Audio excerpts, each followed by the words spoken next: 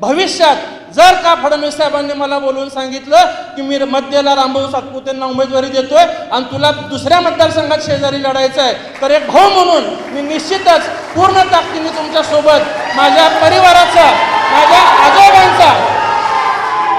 आजोबांचा, माझ्या परिवाराचा किंवा माझ्या जे काही कोटे परिवार प्रेम करणारी सगळं काय सहकार्य शक्ती असेल, आपण दोघं जण आदरणीय फडणवीस साहेबांचे एक मार्गदर्शक त्यांचं घेऊन चांगल्या पद्धतीने लढून, जरी निकालामधले आपला पराजय असलं परंतु प्रत्यक्षात मात्र तुमचा हा व्यक्तीचा विजय आहे. कारण का देशभरात एकंदरीत मतदानाचा जो कल तयार झाला होता, अशा सगळ्या वातावरणात सुद्धा आपण पाहिलं की आपल्याला 2014 आणि 2019च्या तुलनेत जास्तीचं मतदान झालेलं आहे. अनेक जण आपल्याला सांगत होते की शहर उत्तरमध्ये एवढं लीड मिळेल, शहर मध्यमध्ये एवढं लीड मिळेल, शहर दक्षिणमध्ये एवढं मिळेल, अक्कलकोटला अमुक मिळेल. प्रत्येक राजकीय तज्ज्ञांची किंवा पत्रकारांची असेल सगळ्यांची समीकरणं वेगळी होती.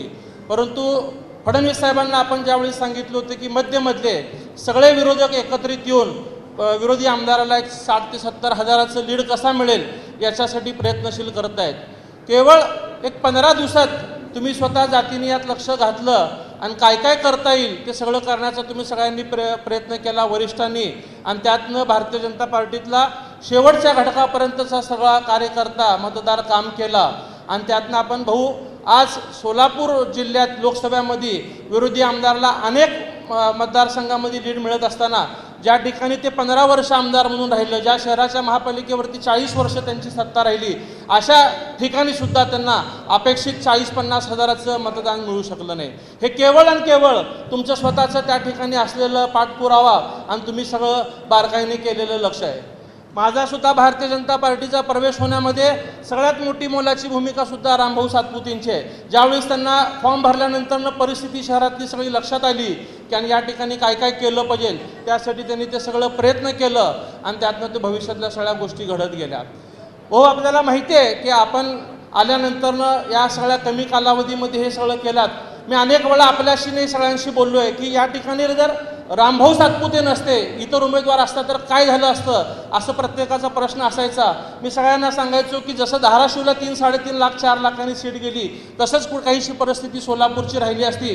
कारण का प्रणिती शिंदे सुद्धा 15 वर्ष शहरात नेतृत्व करतात, त्यांचं कुटुंबाचं वलय आहे. आणि हे आपण जे लढलो आहे त्या ताकदीने लढलो आहे ते केवळ आणि केवळ रामभाऊ सातपुतेंच्या एक व्यक्तिगत नियंत्रणामुळे लढलेलं आहे.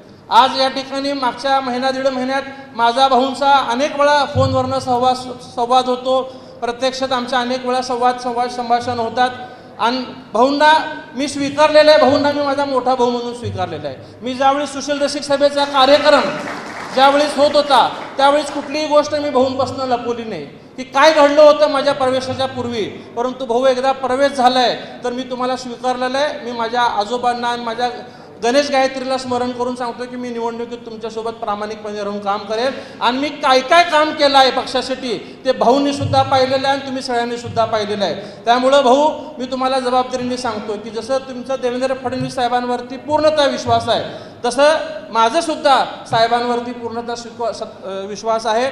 तुमच्या माध्यमातून साहेबांनी माझं पालकत्व स्वीकारलं आहे आणि साहेब प्रचंड हुशार आहेत. साहेबांनी पालकत्व स्वीकारताना साहेबांनी मला कुठल्या मतदारसंघाचा शब्द दिलेला नाही, फक्त तुला लढवायची जबाबदारी माझी, तू काळजी करू नको, तुझं पालकत्व मी स्वीकारलेलं आहे, हा शब्द मला त्यावेळेस साहेबांनी दिला होता. त्यामुळे मला अनेक जण विचारतात मध्यमध्ये काम करताना की तुझं मध्यचं तिकीट फायनल आहे का, तुला मध्यला काम करायला सांगितलं आहे का.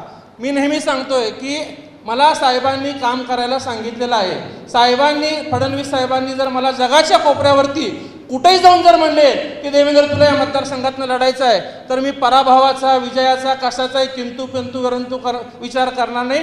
मी भारतीय जनता पार्टीचा एक कार्यकर्ता फडणवीस साहेबांवरती विश्वास ठेवून त्या मतदारसंघातनं काम करण्याची जबाबदारी माझी असेल. मला अनेक लोक भाऊ सांगतात शहरात काम करताना की दादा तुम्ही ज्या मतदारसंघातलं प्रतिनिधित्व करता तो भाग हा शहर उत्तरमध्ये येतो. तुमचे कुटुंबाने यापूर्वीची निवडणूक ही शहर उत्तरमधून लढवलेली आहे. तुम्ही स्वतः ज्या भागातनं 2 वेळा प्रतिनिधित्व करता त्यातलं 60 ते 70% भाग हा शहर उत्तरला येतो. तुम्ही शहर उत्तरमध्ये काम केलं पाहिजे. काही जणांचं म्हणणं आहे की तुमच्या परिवाराने 2 टर्म मध्यमध्ये लढवलेले आहेत. माझा जन्म हा जुनी मिल चाळीतला आहे, माझी कर्मभूमी जुनी मिल चाळ आहे, की तुम्ही मध्यमध्ये लढलं पाहिजे. परंतु मी नेहमी सांगतो की माझं साहेबांकडनं कुठल्याही मतदारसंघावरती क्लेम किंवा कमिटमेंट झालेलं नाही आहे. आज शहरमध्ये हा महायुतीमध्ये शिवसेनेकडनं आहे. ह्या सगळ्या गोष्टी साहेबांना ज्ञात आहेत आणि असं असताना साहेबांनी मला सांगितलं आहे की तुझं पालकत्व मी स्वीकारतोय, तू काळजी करू नको, तू कामानी लाग. त्यामुळं माझा भाऊ तुमच्यावरती एक मोठा भाऊ म्हणून प्रचंड विश्वास आहे. भविष्यात जर का फडणवीस साहेबांनी मला बोलून सांगितलं की मी मध्यला रामभाऊ सातपुतेंना उमेदवारी देतोय आणि तुला दुसऱ्या मतदारसंघात शेजारी लढायचं आहे, तर एक भाऊ म्हणून मी निश्चितच पूर्ण ताकदीने तुमच्यासोबत माझ्या परिवाराचा,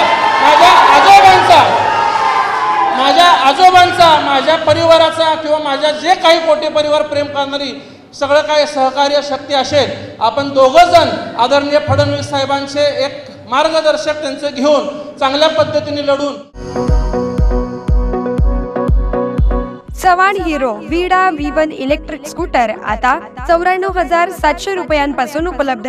खास शुभारंभानिमित्त डेबिट व क्रेडिट कार्डवर 39,000 रुपयांपर्यंत डिस्काउंट. 2.99% व्याजदराने कर्ज उपलब्ध. विडा power bye hero.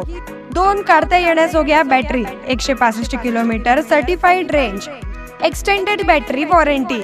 Running cost फक्त 18 पैसे पर किलोमीटर. पत्ता चव्हाण ऑटोमोबाईल, अक्कलकोट रोड, सोलापूर. संपर्क 8805 98 65 70.